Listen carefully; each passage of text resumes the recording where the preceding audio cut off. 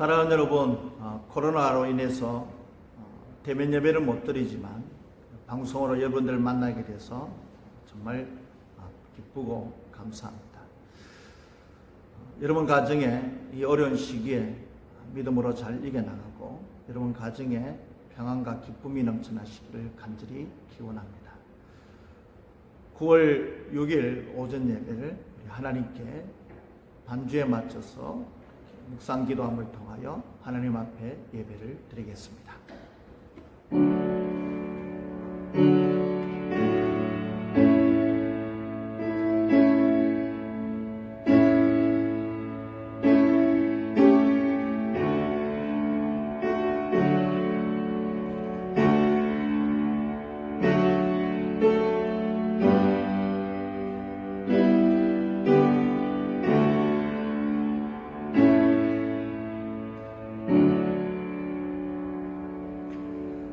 여호와는 나의 피난처요 나의 요새시요 내가 의뢰하는 하나님이라 하리니 이는 그가 너를 새 사냥꾼의 올무에서와 심한 전염병에서 건지실 것임이로다. 너는 밤에 찾아오는 공포와 낮에 날아드는 화살과 어두울 때 퍼지는 전염병과 밝을 때 닥쳐오는 재앙을 두려워하지 말라. 아멘. 하나님 아버지, 감사와 찬양과 영광을 하나님께 올려드립니다.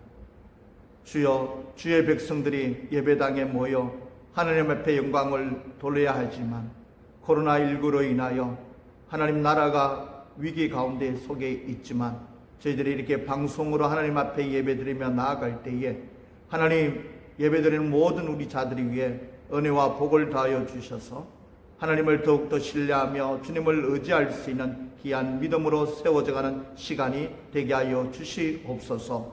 예배드리는 순간순간마다 하나님 우리에게 위로해 주시고 세임을 다하여 주시옵소서.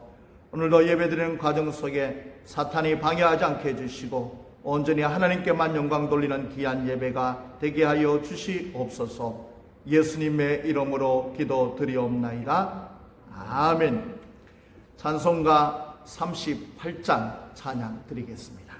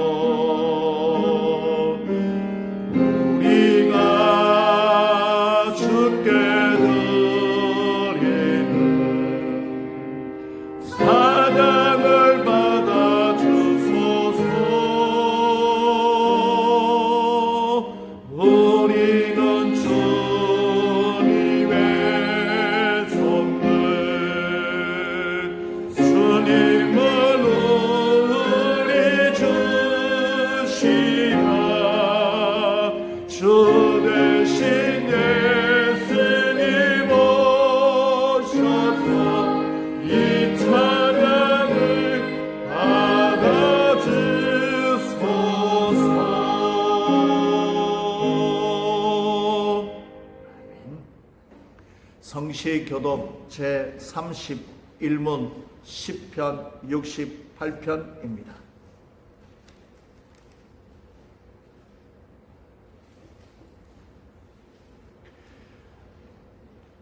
성시교독 제31문입니다. 하나님이 일어나시니 원수들은 흩어지며 주를 미워하는 자들은 주 앞에서 도망하리라. 연기가 불려가듯이 그들을 몰아내소서. 불 앞에서 밀린 동같이 악인이 하나님 앞에서 망하게 하소서. 의인은 기뻐하여 하나님 앞에서 뛰놀며 기뻐하고 즐거워할지어다. 하나님께 노래하며 그의 이름을 찬양하라. 하늘을 타고 광야에 행하시던 일을 위하여 대를 수축하라. 그의 이름은 여호와이시니 그의 앞에서 뛰놀지어다. 그의 거룩한 처소에 계신 하나님은 고아의 아버지시며 과부의 재판장이시라. 하나님이 고독한 자들을 가족과 함께 살게 하시며 갇힌 자들은 이끌어내사 형통하게 하시느니라.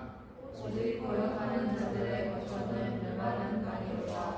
하나님이여 주께서 가난한 자를 위하여 주의 언덕을 준비하셨나이다. 아멘. 전능하사 천지를 만드신 하나님 아버지를 내가 믿사오며 그 외아들 우리 주 예수 그리스도를 믿사오니 이는 성령으로 잉태하사 동정녀 마리아에게 나시고 본디오 빌라도에게 고난을 받으사 십자가에 못 박혀 죽으시고 장사한 지 사흘 만에 죽은 자 가운데서 다시 살아나시며 하늘에 오르사 전능하신 하나님 우편에 앉아 계시다가 저리로서 산자와 죽은 자를 심판하러 오시리라. 성령을 믿사오며 거룩한 공예와 성도가 서로 교통하는 것과 죄를 사하여 주시는 것과 몸이 다시 사는 것과 영원히 사는 것을 믿사옵나이다. 아멘. 찬송가 543장입니다.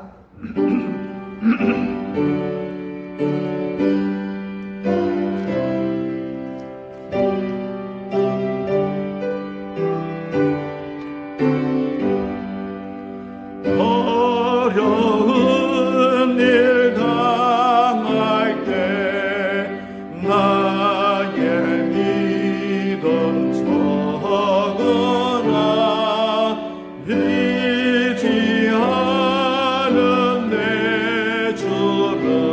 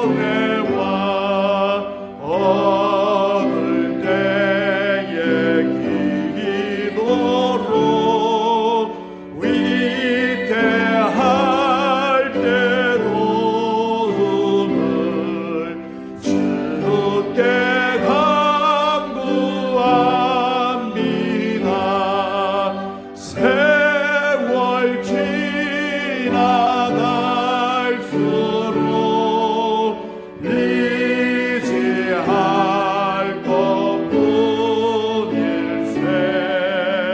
무슨 일을 당해도 예수 의지합니다. 생명 있을 동안에 예수 의지합니다. 천국 올라가도록 의지할 것뿐일세. 세월 지나갈수록 의지할 것뿐일세. 무슨 일을 당해도 예수 의지합니다. 아멘.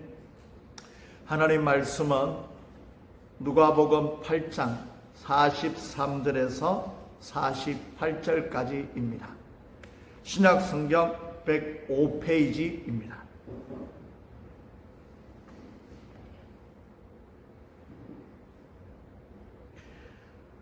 누가복음 8장 43절에서 48절까지 말씀을 우리 한 절씩 교독해서 읽으시고 맨 마지막 절은 같이 읽도록 하시겠습니다.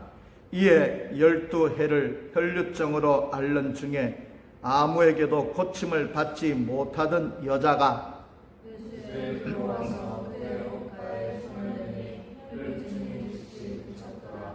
예수께서 이르시되 내게 손을 댄 자가 누구냐 하시니 다 아니라 할 때에 베드로가 이르되 주여 무리가 밀려들어 미나이다.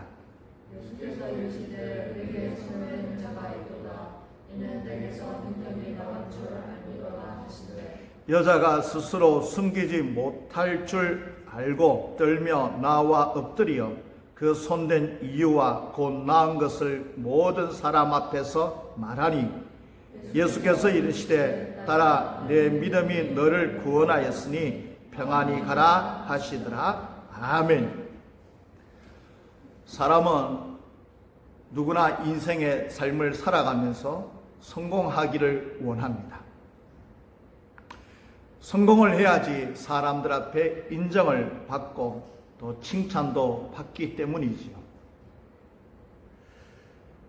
인정을 받고 칭찬을 받으면 이로 말할 수 없는 감격과 기쁨 속에서 나는 참 행복하다 하는 생각을 가지게 됩니다. 그리고 그 성공으로 인해서 나는 뭐든지 할 수 있다는 생각이 지배하게 되어 있습니다. 그러나 반대로 실패를 하게 되면 조롱도 받고 인정을 받지 못하게 되죠. 그로 인하여 상처와 아픔을 가지게 되고 그 아픔과 상처를 통하여 원망하며 불평하며 삶을 살아가게 되다가 세상을 포기하고 싶은 마음까지 가지게 됩니다. 때로는 이 실패를 하게 되면 사람은 만나지 않으려고 할 뿐만 아니라 숨어서 살려고 합니다. 어깨에 힘이 빠지죠. 이렇다 보니 사람들 마음속에는 인생에 있어서 성공은 좋은 것이고 실패는 나쁜 것이라고 인식하고 그 마음속에 새겨져 있습니다. 하지만 우리들은 성공과 실패를 다르게 보아야 될 줄 압니다.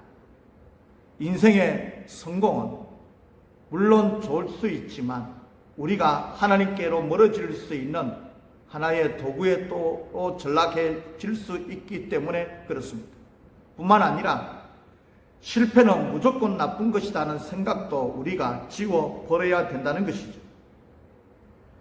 따라서 우리 믿는 사람들은 성공이 좋고 실패가 나쁘다는 것이 그런 생각과 인식은 지워버려야 한다는 것입니다. 여러분, 우리가 살아가는 인생에 있어서 우리 마음대로 된다면 얼마나 좋겠습니까? 하지만 우리 마음대로 되는 것이 그리 많지 않은 것을 보게 되죠. 저는 개인적으로 그렇습니다. 우리 인생에 내 마음대로 되지 않는 일이 있어야 된다고 생각하는 사람입니다. 왜냐하면 우리 마음대로 될 때는 내 마음속의 교만으로 인해서 다른 사람을 무시하는 경향까지 나타나기 때문이죠. 하지만 우리 마음대로 되지 않은 바로 그때 우리는 자신을 비우고 겸손하게 낮은 자리에서 하나님 한 분만 바라볼 수 있고 하나님을 한 분만을 의지할 수 있기 때문에, 그래서 우리는 때로는 내 마음대로 안 되는 것이 있어야 된다고 생각하게 되는 것입니다. 뿐만 아니라 내 마음대로 되지 않을 때 우리는 하나님을 의지하고 믿고 신뢰하며 나아갈 수 있는 믿음이 생겨나기 때문에 그렇습니다.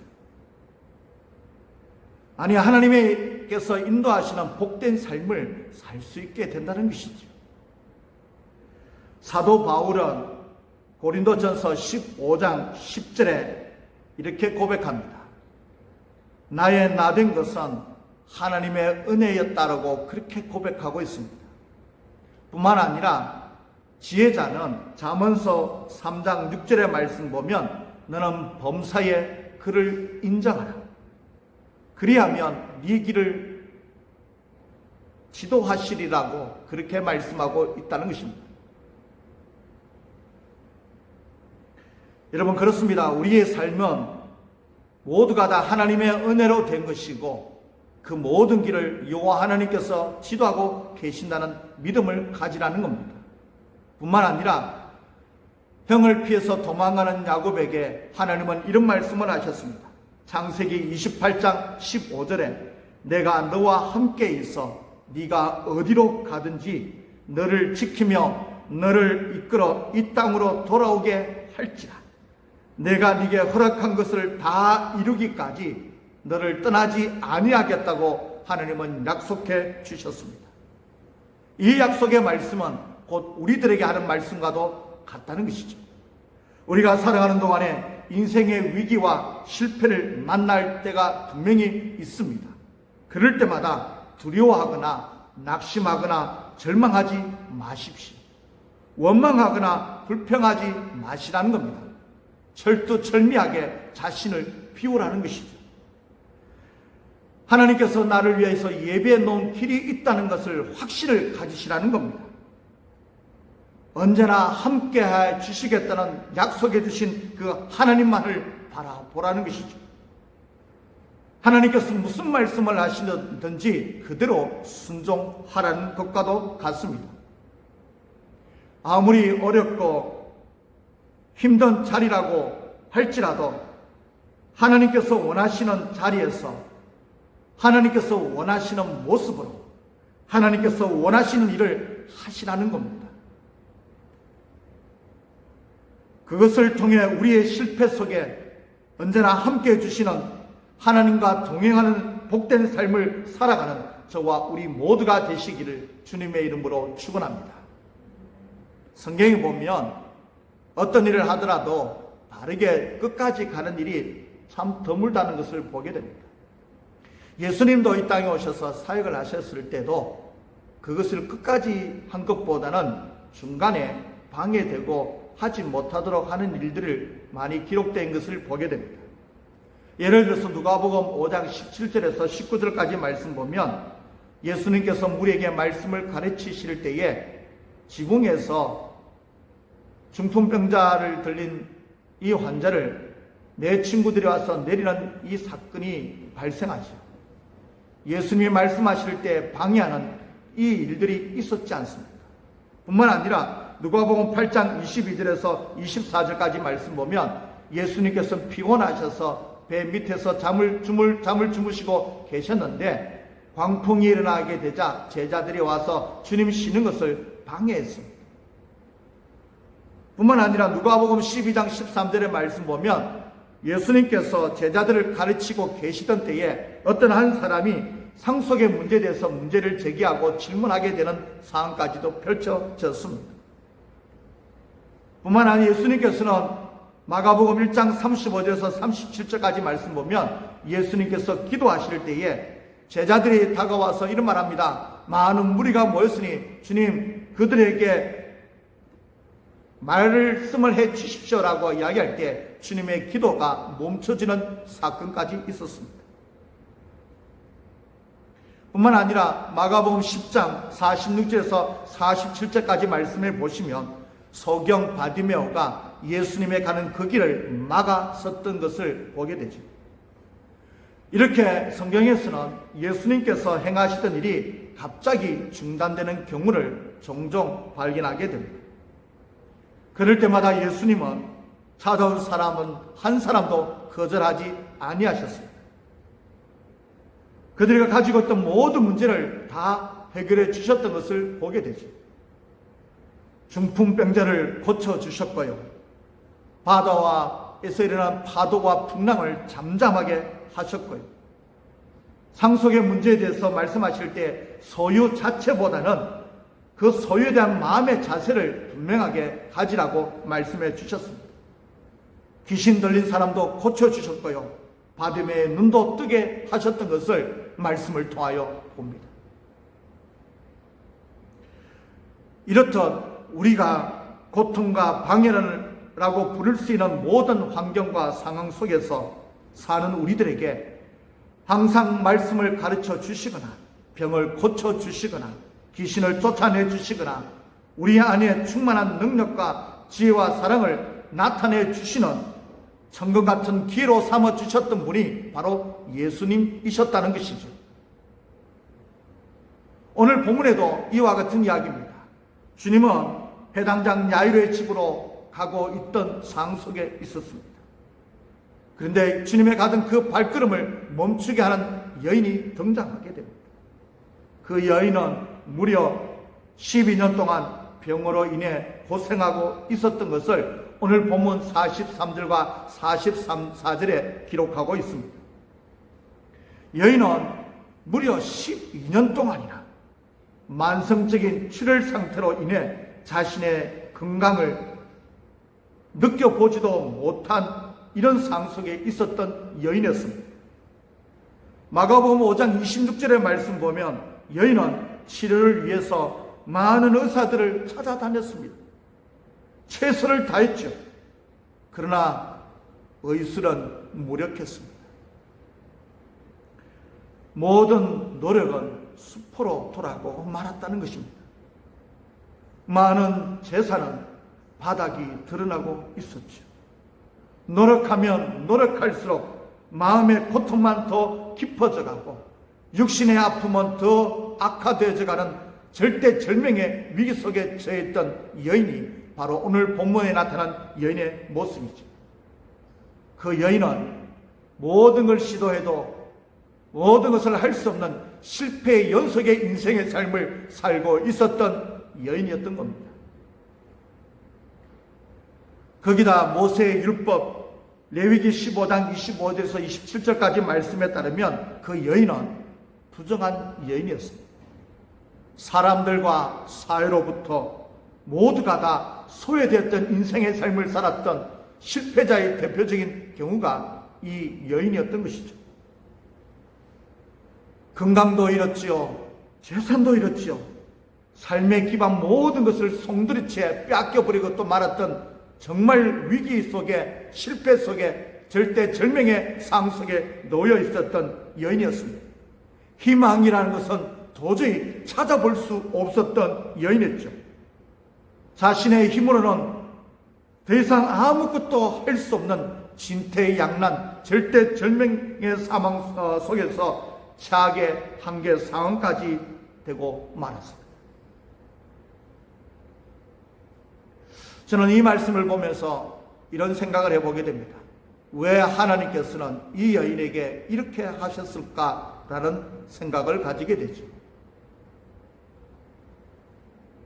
여러분도 마찬가지 아닙니까? 우리가 살아가는 가운데 얼마나 실패를 많이 보고 있고 내가 해도 되지 않은 일들이 얼마나 많습니까? 경제적인 문제, 건강의 문제, 관계의 문제, 미래에 대한 문제, 여러분들 얼마만큼 하는 가운데에서 불구하고 되어져 가는 것이 얼마나 있습니까? 저는 이렇게 생각합니다. 우리가 생각하는 이 시점에 인생의 실패와 위기는 있을 수 있지만 저는 이때가 하나님의 때라고 믿습니다. 그녀에게 있어서 지금 있는 시간은 최악의 시간이었죠. 그러나 이 시점에서 볼 때에 예수님은 이 시점이 예수님의 때라는 것을 알고 계셨습니다. 왜냐하면 예수님은 완전하시기 때문에 그렇습니다. 주님만을 의지하게끔 주님의 시간으로 만드셨던 주님의 때라는 것입니다. 주님의 시간은 완벽한 시간입니다. 여인을 볼 때는 절대절명의 위기고 도저히 희망이라 없는 이 시간이 주님을 볼 때는 주님의 역사를 나타내는 완벽한 시간이셨던 것이죠. 한 가지 예를 들어 볼까요?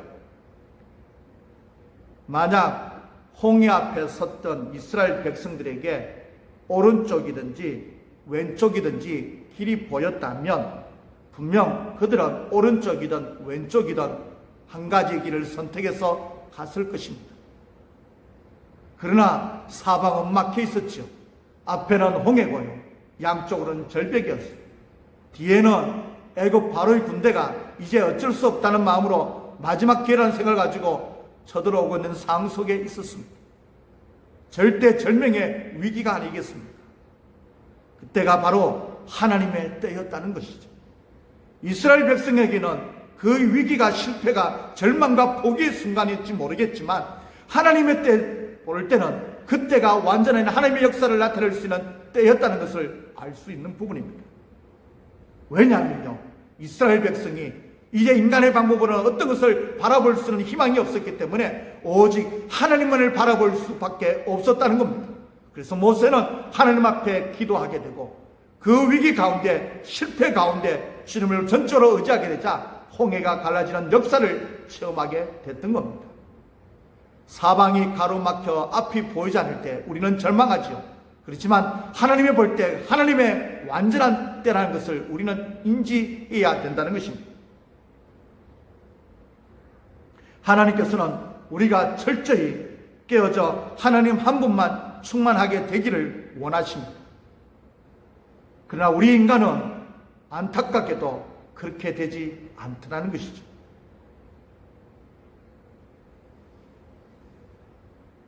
우리 안에는 하나님의 마음을 끌만한 것이 전혀 없는 죄로 가득한, 욕심으로 가득한, 자기 생각으로 가득 찬 인간이라는 겁니다.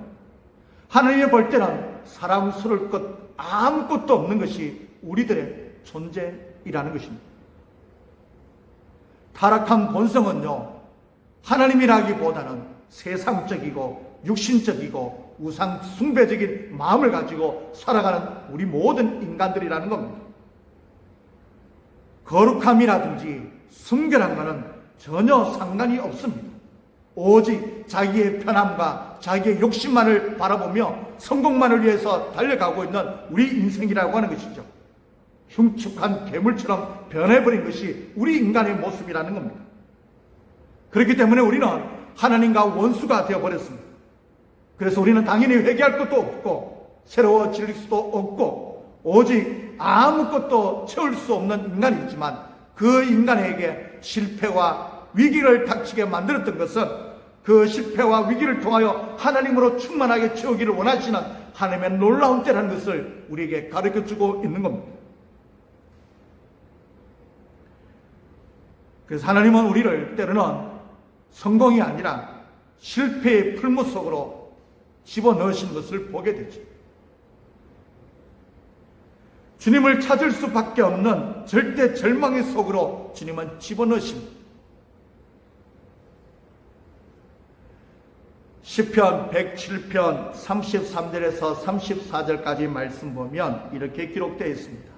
여호와께서는 강이 변하여 광야가 되게 하시며 샘이 변하여 마른 땅이 되게 하시며 그 주인의 악으로 말미암아 옥토가 변하여 염전이 되게 하시며 라고 기록하고 있습니다. 이 말씀의 뜻은 이렇습니다. 강물이 말라서 사람들이 악해지는 것이 아니라는 겁니다. 사람들이 악해졌기 때문에 강물이 마르고 샘물들의 구멍이 막힌다고 기록하고 있는 것이죠. 사람이 착해지면 강물이 흐르고 샘물도 솟아난다는 것입니다. 똑같은 상황이지만 어떤 자세를 취하느냐에 따라서 희망도 되고 절망도 됩니다. 절망 속에 희망이 있다는 것이죠. 아니, 절망이 어찌 보면 곧 희망과도 같은 것입니다. 무엇보다 하나님의 사람들에게는 절망할 권리가 없습니다. 희망할 의무만 있다는 것입니다. 그래서 절망은 희망의 또 다른 이름이라고 저는 생각합니다. 절망을 통해서 자기 자신의 한계를 인정하고 하나님을 찾을 수 있는 희망의 시간이 저는 절망의 시간이라고 생각하기 때문입니다. 여인이 그랬습니다. 이 여인은 자신의 힘으로는 할 수 있는 일이 하나도 없는 절대 절망의 상황 속에서도 포기하지 않았던 것이죠. 삶의 의지와 결단력을 가지고 있었던 것입니다. 참된 희망의 주인이신 예수 그리스도를 찾았다는 것입니다. 여인은 마가복음 5장 28절에 내가 예수님의 옷에 손을 대기만 해도 나을 터인데 라는 생각을 가지고 있었던 겁니다. 오직 예수님만 자신의 문제를 해결할 수 있을 뿐이라고 그녀는 믿었던 것이죠. 주님의 옷자락만 만져도 나을 것이다라는 말을 늘 되뇌기고 또 되뇌었던 여인. 그러나 유대 사회의 전통으로 볼 때 여자가 남자의 옷을 만지는 것은 금지되어 있는 상황이었습니다. 뿐만 아니라 부정한 자기의 병을 공개할 수도 없는 상황이었죠. 뿐만 아니라 대중들에게, 사람들에게 자기의 그 어려움 이야기를 도움을 취할 수도 없는 정말 아무것도 할 수 없는 그런 여인이었습니다. 만약에 사람들 속에 몰래 끼어들었다가 발각되기만 한다면 어떤 봉변을 당할 줄 모르는 상황이었습니다. 아니, 돌에 맞아 죽을 수도 있는 상황이었던 것입니다. 하지만 여인의 입장에서는 오직 주님의 겉옷만 만지기만 하면 내가 된다는 이 생각과 믿음이 이 여인에게 있었던 것입니다. 그래서 그녀는 다른 사람들이 알아차리지 못하도록 조심스럽게 주님의 곁으로 접근했던 것입니다. 병약한 몸으로 서로 밀치고 덮치고 밀리며 걷고 있던 사람들 사이를 헤집고 또 헤집고 들어갔던 이 여인. 자기가 어떤 상황에 처할지는 모르지만 목숨을 내놓고 나를 해결할 수 있는 분은 예수님밖에 없다는 생각을 가지고 이 험난한 순간 속에도 흔들리지 않고 헤집고 또 헤집고 주님을 향하여 한 걸음 또 한 걸음 다가가게 됐던 겁니다. 그 힘든 상황 속에 드디어 예수님의 옷자락에 손을 대었습니다. 동시에 주님 안에 있는 충만한 생명이, 주님의 능력이 이 여인의 몸으로 흘러들어가게 되었던 것이죠. 그녀의 믿음대로 주님의 옷을 만지는 그 순간부터 피의 흐름이 멈췄습니다. 무려 12년 동안이나 여인을 괴롭혔던, 가지고 있는 모든 것을 빼앗아갔던 혈루증이 완전히 사라지고 말았습니다. 몸도 즉시 회복됐고요, 완전한 건강한 상태를 얻게 되었던 것입니다. 그 여인은 얼마나 기뻤겠습니까? 그런데 그 순간에 예수님께서는 가시는 길을 그 자리에서 멈춰 서셨습니다. 누가 내 몸에 손을 대느냐고. 45절 46절에 주님께서 말씀하셨던 것입니다. 예수님께서는요, 각 사람의 심중에 깊이 감추어져 있는 엄밀한 생각까지도 꿰뚫어 보시는 분이 예수님이십니다. 누군가가 의도적으로 믿음으로 주님의 옷을 만졌다는 사실을 예수님은 분명하게 알고 계셨습니다. 저는 이 순간에 왜 예수님은 그냥 갈 수 있음에도 불구하고 왜 갑자기 멈춰서서 누가 나를 만졌는지에 대해서 찾고 계시는 주님의 의중을 잠시 한번 묵상해 보게 됩니다. 왜 예수님은 그냥 치료했으면 끝났지 왜 갑자기 멈춰서서 나의 몸에 손을 댄 사람을 찾으신 이유가 무엇이었을까요? 저는 여기서 한 4가지로 한번 생각해 보게 됐습니다. 여인이 누군지를 분명히 알았고요. 그 여인이 병 나았음을 모든 세상 사람들에게 공개하기 위해서 예수님은 멈춰 서셨다는 겁니다. 그리고 찾으셨다는 것이죠. 더 이상 숨어 살 필요가 없다. 공개적인 증언과 고백을 통해서 모든 듣는 사람에게도 유익할 뿐만 아니라 그 여인에게도 이제 두려움에 빠져서 혼자 어두운 곳에서 사는 것이 아니라 이제는 든든하게 자신감 있게 삶을 살아가는 목적으로 주님께서 부르지 않으셨는가 생각하게 됩니다. 뿐만 아니라 주님은 여인의 마음에 있을 줄 모르는 미신적인 이 요소를 완전하게 제거하기 위해서 그랬지 않을까 생각하는 겁니다. 혹시 여인이 생각하기를 자기의 몸을 낫게 한 것은 예수님이 아니라 예수님의 옷이라는 이 미신적인 생각을 가지지 못하도록 하기 위해서 예수님의 이불로 멈춰서 여인을 찾았을지 모른다는 겁니다. 뿐만 아니라 저는 이렇게 생각합니다. 환난 날에 나를 부르라. 내가 너를 건지리니 네가 나를 영화롭게 하리라는 시편 50장 15절 말씀처럼 하나님께 영광을 돌리기 위해서 여인을 멈춰서게 했을지도 모른다는 겁니다. 이 앞에 3가지보다 저는 4가지, 4번째 이야기가 저는 확실하다고 생각합니다. 왜 예수님은 찾으신 이유가 뭘까냐면 여인에게 구원의 확신과 참된 위로와 평안의 말씀을 주시기 위해서 예수님은 멈춰서고 찾고 계셨던 것입니다. 예수님께서는 무려 10인이나 되는 외롭고 고독한 생활을 참고 견뎌온 여인을 부드럽게 따뜻하게 위로해 주시기 위해서 했던 겁니다. 아니, 그 여인의 믿음을 칭찬해 주시기 위해서 잠시 머무르고 주님은 그 여인을 부르셨던 것이죠.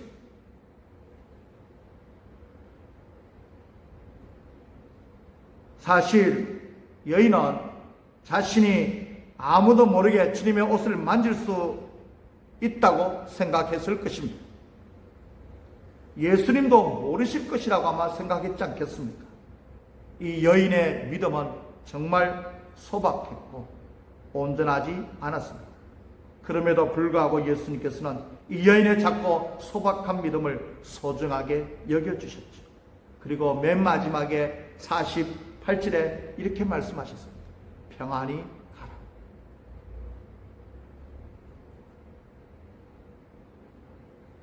근데 여인이 이 돌아오는 과정을 보면 어떻게 돌아왔냐면 47절에 이렇게 말씀이 나오고 있습니다. 여자가 스스로 숨기지 못한 줄 알고 떨며 나와 엎드려 그의 손댄 이유와 곧 나은 것을 모든 사람 앞에서 말하니라고 기록되어 있죠. 여기서 나아와라는 이 본문의 이 단어를 우리가 집중해 볼 필요가 있습니다. 나아와라는 이 말의 의미는 이 여인은 주님의 옷을 만진 직후에 몸이 나은 것을 확인했습니다. 원래 어디대로 뒤로 빠지려고 했다는 것이죠. 그러나 너무 많은 사람들이 한꺼번에 움직였고 그 상황 속에서 현장을 벗어나고 싶었지만 벗어날 수 없었다는 것이죠. 여인은 다시 말해서 이 나와는 갔다가 다시 돌아왔다는 의미가 나와라는 단어의 의미입니다. 애쓰고 애썼지만 나아갈 수 없는 상황 속에 있는 상황 속에 예수님께서 46절에 말씀하신 것처럼 내게 손댄 자가 누구냐라고 주님의 찾으셨을 때에 이 여인의 마음은 청천벽력 같은 마음이 들기 시작했던 것이죠. 누구도, 아니 심지어 주님조차도 모르실 것이라고 생각했던 그녀의 생각이 아니었던 것입니다. 예수님은 알고 계셨습니다. 그래서 그녀는 두려워하기 시작했죠. 당혹감에 긴장감이 들기 시작했습니다. 자신의 계획이 더 이상 실현될 수 없음을 깨달았던 것입니다. 주님의 부르심 앞에 거부할 수 없어서 가는 도중에 다시 돌아왔다는 것입니다. 그리고 자신을 나타내게 됐던 것이죠. 그러나 몰래 주님의 옷을 만지는 것과 마찬가지로 자신의 정체를 드러내는 일 역시 쉽지 않다는 것을 우리는 압니다.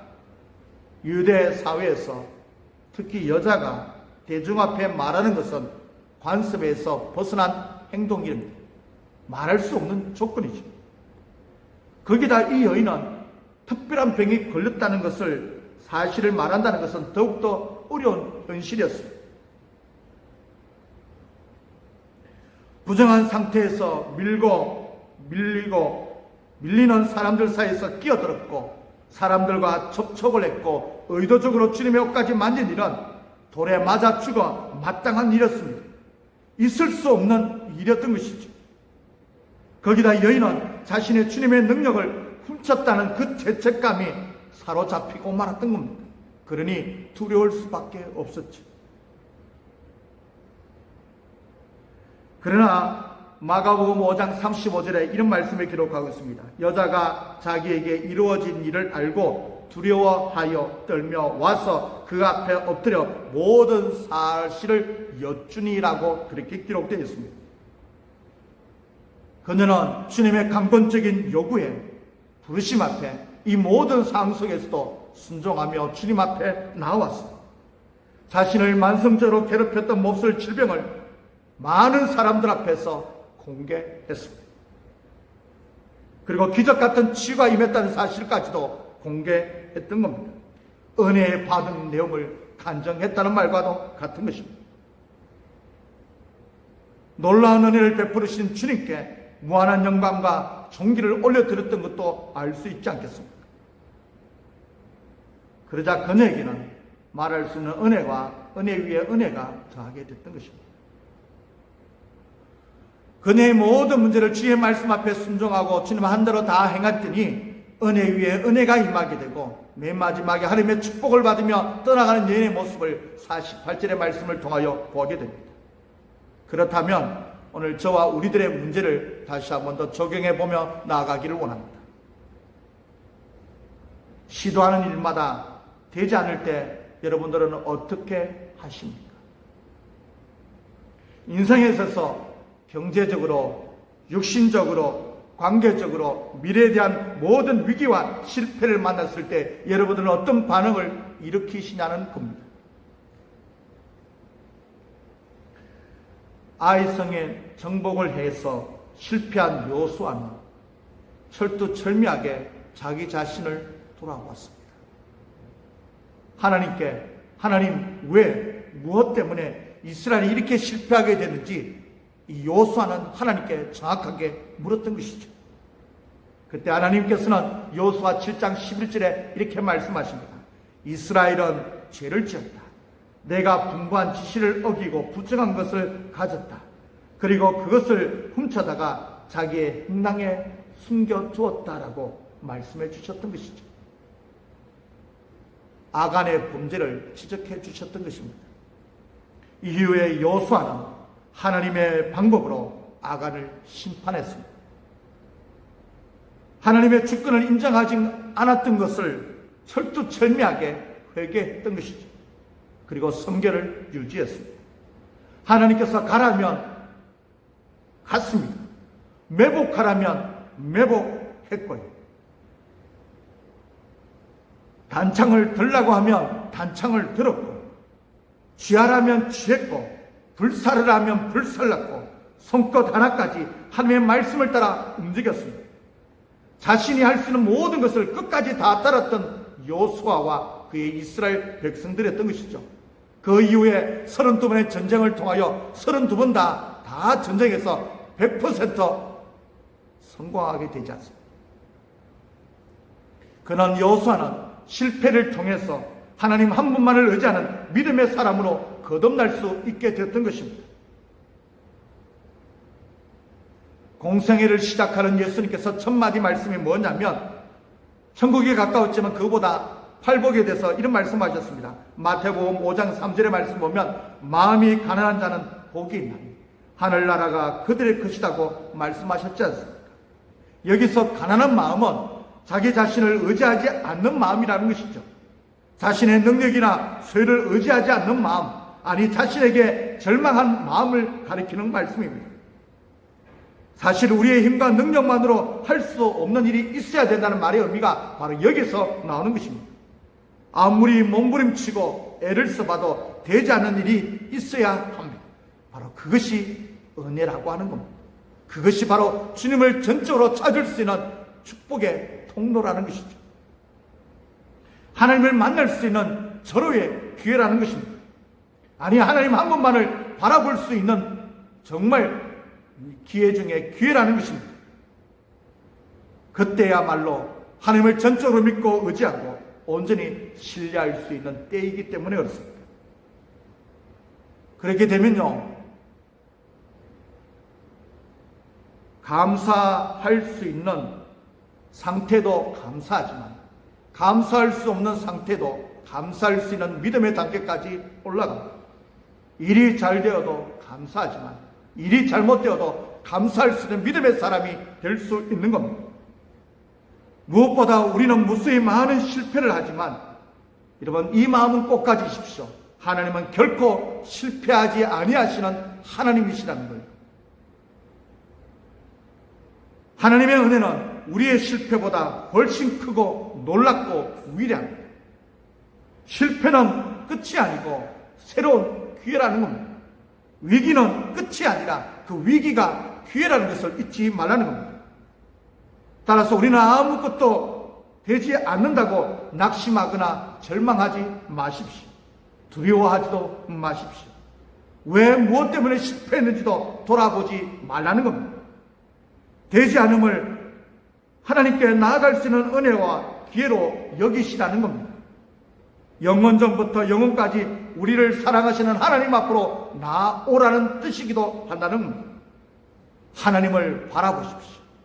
위기와 실패를 당할 때에 하나님을 믿고 의지하라는 겁니다. 도움을 요청을 구하십시오. 어떤 명령이 하시든 간에 기꺼이 순종하십시오. 그것을 통해 하나님 한 분만 섬기는 믿음의 사람으로 거듭날 수 있을 뿐만 아니라 실패를 새로운 도약의 기회로 만들어주시는 하나님의 은혜까지 받아 누리시는 복된 삶을 살아가는 저와 우리 모두가 되시기를 주님의 이름으로 축원합니다. 아멘. 기도하시겠습니다. 하나님 아버지, 12해를 혈루증을 앓았던 여인은 위기와 실패 가운데 절대 절망의 위기 속에서 아무것도 할 수 없는 그 상황 속에 주님을 전적으로 바라보고는 말미암아 주님 앞에 회복과 치유와 능력을 받았던 그 놀라운 역사가 오늘 우리가 이 땅의 삶을 사는 우리들에게도 동일하게 임하게 하여 주시옵소서. 우리가 위기를 만나고 우리가 실패했다고 앞이 보이지 않고 막막하고 내가 아무리 노력해도 되지 않는 이 상황에 있다 할지라도 주여, 내가 마음을 온전히 주님께 향할 수 있는 은혜의 기회로 삼을 수 있는 우리 모두가 되게 하여 주시옵소서. 하나님, 우리 교인들 가운데 육신의 문제로 인하여 절대 절망에 빠진 자들이 있습니까? 주여, 하나님을 바라보는 은혜가 있게 하여 주시옵시고, 경제의 문제로 인하여 보이지 않는 미래 때문에 절망하고 실패했다고 좌절할 사람들이 있습니까? 그들이 온전히 주님을 향할 수 있도록 기회가 되고, 주여, 그 위기가 성공의 밑거름이 될 수 있는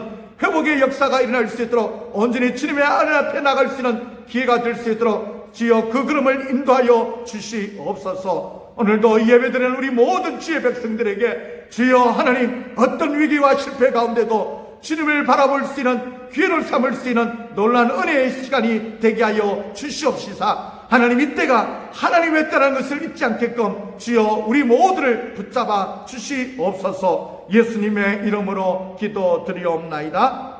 아멘. 찬송가 635장 찬양하시겠습니다.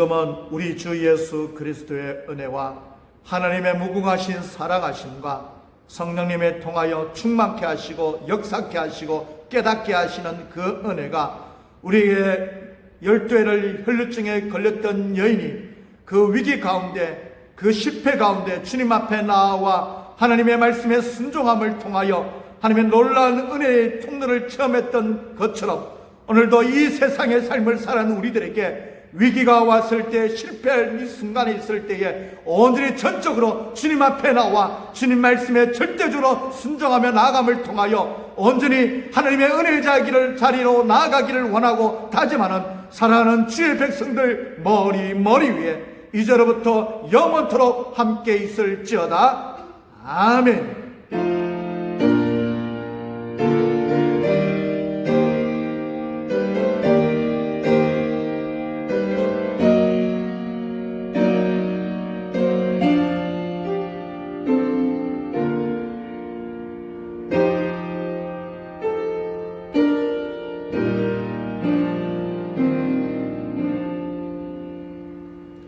예배를 끝났지만 제가 광고를 전달하지 못해서 광고를 여러분들에게 전달하고자 합니다. 이번 주 교회 청소는 청년부에서 나와서 해주시면 고맙겠습니다. 다음 주 주일부터 우리 예배가 이제 시작됩니다. 아마 아직까지는 계속해서 점심은 제공하지 못하기 때문에 주일 오전 예배만 이렇게 드릴 수 있으니까 좀 기억해 주시고 다음 주일날 오전 11시까지 오셔서 같이 예배당에 모여 하나님께 예배 드리기를 원합니다. 그래서 여러분 꼭 전달해 주시고 와서 같이 하나님 앞에 예배 드릴 수 있도록 해주셨으면 감사하겠습니다. 다음 주 오후 예배는 없다는 것, 식사 제공도 없다는 것 여러분 잘 기억해 주셨으면 좋겠습니다. 다음 주 특송은 남민호 집사님께서 준비해 주시고요. 성경 퀴즈 대회가 9월 20일 날 오후 예배 후에 있다는 것 잊지 마시고 여러분 히브리서 말씀을 꼭 잘 읽어보셨으면 대단히 감사하겠습니다. 다음 주 오전 예배 대표기도는 권영태 장로님이십니다. 이상 광고를 마치겠습니다. 한 주간 동안 승리하시기를 간절히 바랍니다. 감사합니다.